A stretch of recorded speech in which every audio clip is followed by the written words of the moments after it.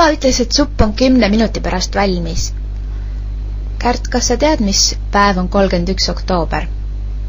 Oota, ma kohe ütlen sulle. 31. oktoober on teisipäev.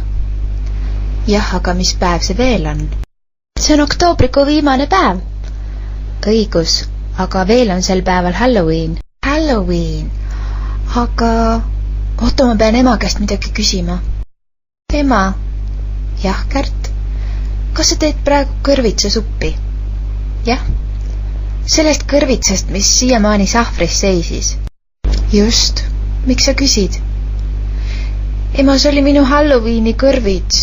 Aga sa pole mulle sellest varem rääkinud, et sa seda Halloweeniks hoida tahad. Ma ei saanud ju varem rääkida, kui ma isegi ei teadnud. Ema naeris selle peale, aga lubas mu siiski järgmisel päeval turule viia kõrvitsat valima. Valisin ühe suure, ühe keskmise ja mõned hästi tillukesed kõrvitsad ja veel suure kimbu krüsanteeme, minu lemmiklill. Kodus rääkisin ma emale oma salaplaanist teha isale ja vanaisale Halloweeni üllatus. Selleks oli aga vaja teha ettevalmistusi ja ema abi kulus hädasti ära. Alustasin ma sellest, et meisterdasin isale ja vanaisale Halloweeni kaardid.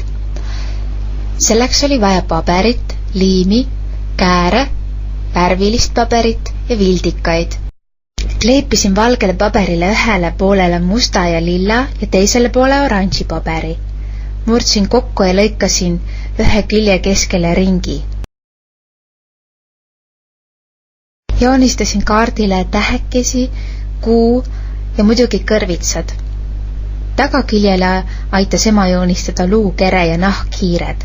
Kaardi sisse kleepisin ka nahkhiire, nii et see paistis läbi ringi oranžil taustal. Veel lõikasin palju pisikesi valgeid tonte, mille tagaküljele liimisin volditud paberiribad. Nii et kui ma nad omakorda kaardi külge kleepisin, siis nad kiikusid toredalt. Sisse kirjutasin nii: oled oodatud osa saama Halloweeni öö üllatusest, mis toimub elutoas. Peaosas Kärt.